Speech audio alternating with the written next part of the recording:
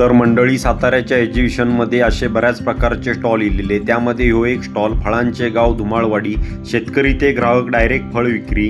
तर ह्यो स्टॉल वेगवेगळ्या फळांचा होतो. ऑर्गॅनिकमध्ये हे सगळी फळा होती. तर मग मंडळी, आता ह्यांच्याकडसूनच जाणून घेऊया तर ह्यांच्याकडे ऑर्गॅनिकमध्ये कसले कसले फ्रूट मिळतं. मंडळी, हे स्टॉल तर भरपूर इलेले, पण मी सगळे स्टॉल दाखवू शकत नाही, कारण माझो पण स्टॉल असा, मी जेवढे दाखवू गावतं तेवढे दाखवते.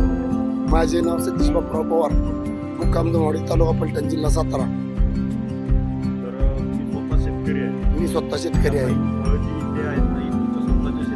संपूर्ण फळे ऑर्गॅनिक, बिगर रसायन.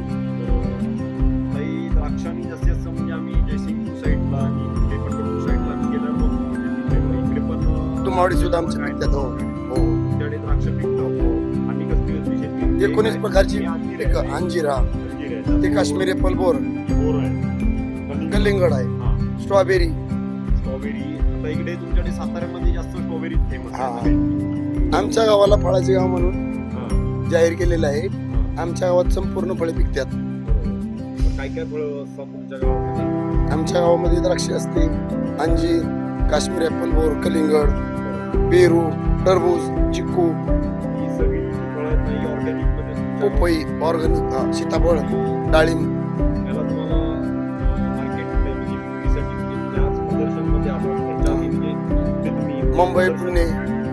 मुंबई, पुणे, चेन्नई, कलकत्ता. हा, एक्सपोर्ट माल होतो. हा, एक्सपोर्ट.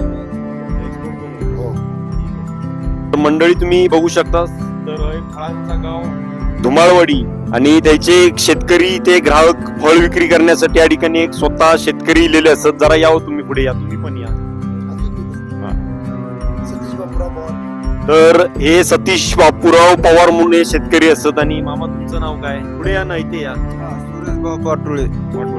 तर जसा मंडळी माझा गाव मधाचा गाव पाडगाव असा, तसाच या सरकारनं घोषित केलेलं असा फळांचे गाव धुमाळवाडी म्हणून ह्या गाव असा. जसं माझ्या गावात मध तुमका सगळ्यांका माहिती असा, माझी तुम्ही मधाच्या गावचे याच्या आधी तुम्ही लॉग बरेच बघितलेले असतात. आणि माझ्या गावात जसो मध मोठ्या प्रमाणात सगळे शेतकरी कलेक्ट करतात, तशा पद्धतीने हा एक फळांचा गाव म्हणून धुमाळवाडी एक प्रसिद्ध गाव असा सातारा जिल्ह्यात. आणि तुमचा तालुका कोणता?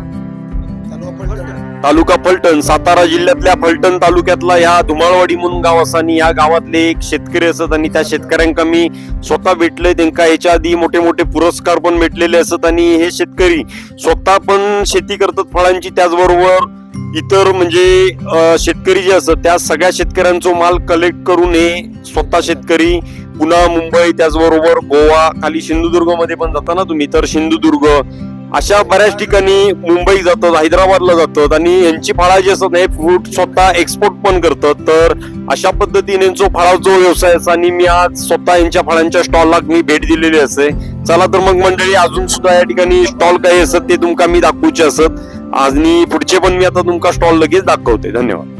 तर मंडळी, हो असा पिंपळे बंधू यांचा मसाल्याचा स्टॉल. तर यांच्याकडे वेगवेगळ्या प्रकारचे मसाले गावतात. तर हे आता साताऱ्यातले घाटी मसाले नेमके कसे असतात आणि ते कसे तयार केले जातात आणि कसले कसले असतात ह्या आता आपण बघूया सगळा. तर मंडळी, हे असत साताऱ्यातले स्पेशल मसाले. ह्यो असा फिश फ्राय मसालो, त्याचबरोबर यांच्याकडे हळद सुद्धा खूप चांगली आणि फेमस असा. ह्यो अंडागिरी मसालो असा, मटन मसालो असा, असे वेगवेगळ्या प्रकारचे असतात. पावभाजी मसालो असा. आता त्यांकाच विचारूया आपण यांच्याकडे कसले कसले मसाले मिळतात आणि हे मसाले बनवण्याची त्यांची पद्धत. चला तर मग मंडळी, आता ह्या स्टॉलचे डायरेक्ट ऑनर्स यांका आपण भेटूया आणि यांच्या स्टॉलची आपण थोडक्यात माहिती घेऊया. नमस्कार, माझे नाव शीला कृष्ण पिंपळे.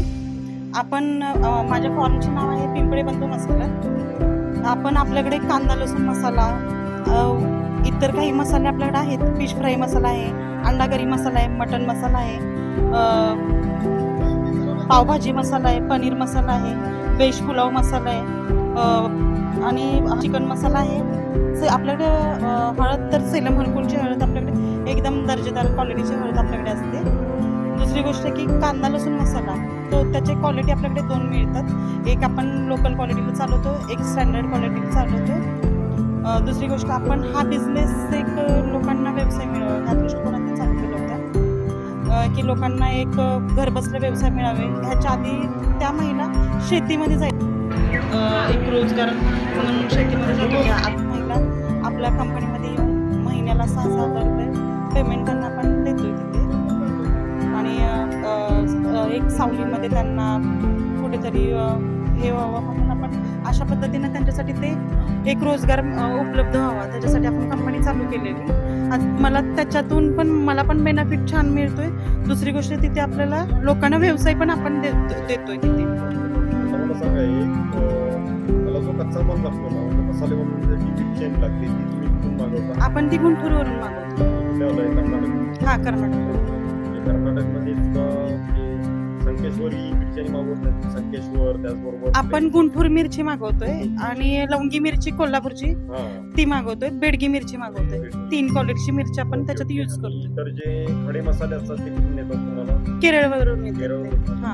केरळवरून कशाने ट्रान्सपोर्ट येतात? हा, ट्रान्सपोर्टनेच येतात. हा बिझनेस आता किती वर्ष तुम्ही? आपण 1.5 वर्ष झालं स्टार्टअप करून या business. रिस्पॉन्स कसा व्यवस्थित? एक नंबर रिस्पॉन्स. आता आपण हळदीचं जे आपले प्रोडक्ट आहेत आता हे जे तुमचं हळद आहे ना, हा हळद तुम्हाला कुठे सांगली मार्केटला मिळते का? हा नाही, वाईमधून आपण हळद खरेदी केलेली. हा. आता सांगली मार्केट सुद्धा हळदीसाठी खूप मोठा आणि प्रसिद्ध आहे. हा, तर सांगलीची पण हळद जात असेल ना सांगलीच्या मार्केट? सांगलीच्या मार्केटचा विषय असा की कारण पीक जे येतं ते प्रॉपरली वाईच्याच मार्केटमध्ये वाईच्या शेतीमध्ये जी हळद पिकते ती हळद सांगलीमध्ये विक्रीसाठी जाते आणि सांगलीचं नाव झालंय. हा, सांगलीचं नाव झालेलं आहे कारण आम्ही पण त्याच्यावरती रिसर्च केलं तर हळद पिकते वाईमध्ये आणि विकली जाते सांगलीमध्ये. त्याचं पीक तशा पद्धतीने येत नाही. जसं की मी पाटणमधले, माझ्या गावामध्ये इंद्रायणी तांदूळ आहे, तो आमच्या पाटणमध्ये इंद्रायणी तांदूळचं पीक 1 नंबर क्वालिटीमध्ये येतं. जी वाईची हळद आहे ती एक नंबर आहे, पण नाव झालंय सांगलीचं. तर मंडळी ही असा साताऱ्यातली श्रीराम पोहा मिल आणि त्यांच्या स्टॉलला मी आता भेट देऊ केलंय.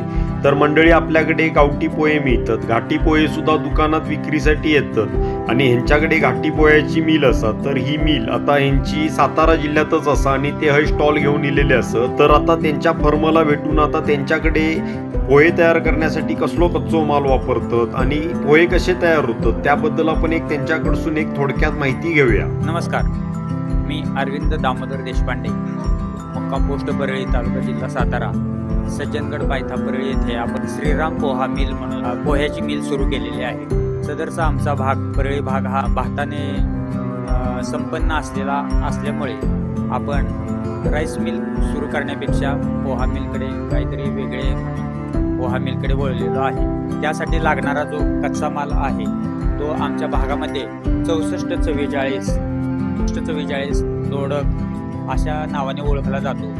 तसंच तो कोल्हापूर येथे जया म्हणून ओळखला जातो आणि गुजरातमध्ये गुजरी या नावाने ओळखला जातो. त्यापासून आपण पोहा आपण तयार करत असतो. तर सदरचा पोहा हा आता सातारा मार्केटमध्ये, पुणा मार्केटमध्ये तसेच कराड मार्केटमध्ये आपला गेलेला आहे. तसेच आपण घरगुती पण सर्वांना आपण पोच करत आहोत. सुरुवातीला प्रत्येकाच्या घरी जाऊन आपण विक्री करत आहोत. सदरचा पोहा 52 रुपये किलोने आपण देत आहे. तसेच जो 30 किलोचा कट्टा असतो तो व्यापाऱ्यांना 1440 रुपयाला म्हणजे 48 रुपये किलोनं आपण देत असतो. तर सर्वांनी आमच्या व्यवसायाला कसे वाढीस लागेल अशी यासाठी सहकार्य करावे हीच अपेक्षा.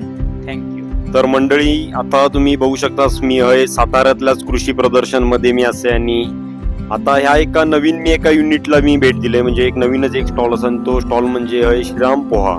तर एका भात प्रक्रिया उद्योगाक मी या ठिकाणी भेट दिलेली असते आणि त्यांचा प्रोडक्शन या ठिकाणी असा श्रीराम पोहा. तर हे पोह्याचा प्रोडक्शन करतात आणि पोह्याचा प्रोडक्शन यांचा खूप मोठा असा. हे होलसेल सुद्धा पोहे देतात आणि किरकोळ सुद्धा पोहे देतात. तर यांनी तुमका सगळी माहिती दिलेली असाच आहे. तर हे पोह्यापासून बघा ही आता ही आहे पोह्याची कणी असा. तर या कणीपासून ते इतर बायो प्रॉडक्ट्स म्हणून पोह्याचे लाडू पोह्याचे पापड तयार करता ना तुम्ही. तर पोह्याचे पापड तयार करतात. त्याचबरोबर ह्यो कुंडो असा. तर ह्यो आपल्याकडे जनावरांका घालण्यासाठी ह्यो कुंडो वापर करतात. तर ही जनावरांका घालण्यासाठी सुद्धा हे असे यांचे बायो प्रॉडक्ट्स तयार होतात. तर ह्यो कच्चो माल दाखवलेलो असा. म्हणजे आमच्याकडे या भाताक दयाचा भात बोलतात, जयाचा भात. तुमच्याकडे काय बोलतात या भाताला? दोडक. हा तर यांच्याकडे थोडं बोलतात. आपल्याकडे कोकणामध्ये ह्या भाताक जयाचा भात बोलतात.